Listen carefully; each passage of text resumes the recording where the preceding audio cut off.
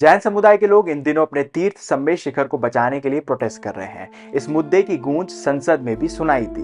अनंत संतों की मोक्ष स्थली श्री सम्मेश शिखर जी पारसनाथ पर्वतराज, उसे पर्यटन के लिए घोषित इको सेंसिटिव जोन का मास्टर प्लान जो राज्य सरकार ने घोषित किया है उससे बाहर किया जाए। जैन समाज की भावनाएं आहत हुई हैं, इसके लिए जैन समाज बाकायदा विरोध और प्रदर्शन कर रही है। सबसे पहले समझते हैं कि विवाद क्या है।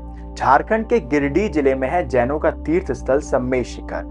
ये पारसनाथ वाइल्ड लाइफ सेंचुरी का हिस्सा है। 8 मार्च 2018 को झारखंड सरकार पारसनाथ और सपुसाची सेंचुरी को इको सेंसिटिव जोन बनाने का ड्राफ्ट तैयार करती है। 2 अगस्त 2019 को मोदी सरकार इसे इको सेंसिटिव जोन घोषित कर यहाँ इको टूरिज्म की इजाजत देती है और यहीं से शुरू हो जाता है विवाद। जैनों का कहना है कि सम्मेश शिखर पवित्र तीर्थ है, यहाँ टूरिज्म शुरू करना उनकी धार्मिक भावना को ठेस पहुंचाता है। इस मामले को सभी धार्मिक एंगल से देख रहे हैं, लेकिन हम इसके एनवायरमेंट एंगल पर बात करना चाहते हैं। पारसनाथ हिल्स को इको सेंसिटिव जोन बनाया गया है। Eco sensitive zone protected forest की सीमा से लगे हुए एरिया को कहा जाता है।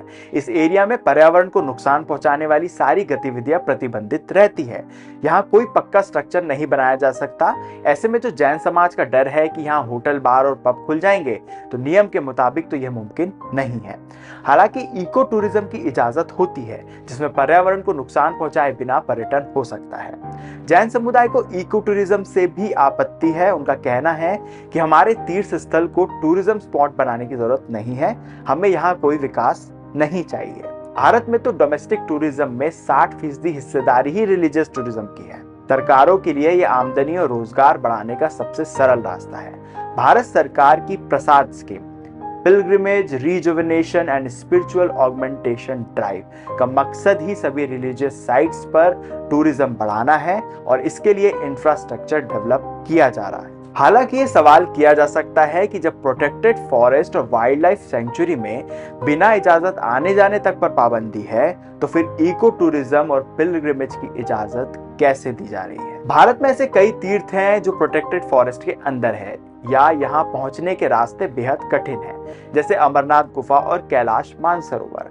कठिन रास्ता होने की वजह से कम ही लोग यहाँ पहुंचते थे, लेकिन अब यात्राओं को सुगम बनाया जा रहा है। सड़कें, पुल और हवाई पट्टियां बनाई जा रही हैं। इसकी वजह से ज्यादा लोग इन जगहों पर पहुंच रहे हैं। पहाड़ों में तापमान बढ़ रहा है, ग्लेशियर पिघल रहे हैं। अमरनाथ में तापमान इतना बढ़ने लगा है कि शिवलिंग जल्दी पिघल जाता है। केदारनाथ तक बनाई गई 4 लेन की सड़क ने भी प्रकृति को बेहद नुकसान पहुंचाया है। तीर्थ यात्राएं बंद नहीं हो सकती, लेकिन इनका बाजारीकरण रोका जा सकता है। सम्मेश शिखर पर लोग 9 किलोमीटर की पैदल यात्रा करके 23वें तीर्थंकर पारसनाथ के मंदिर तक पहुंचते हैं। तीर्थ यात्री इस दौरान कुछ खाते पीते नहीं है, जिससे पहाड़ पर कचरा फैलने का डर नहीं होता।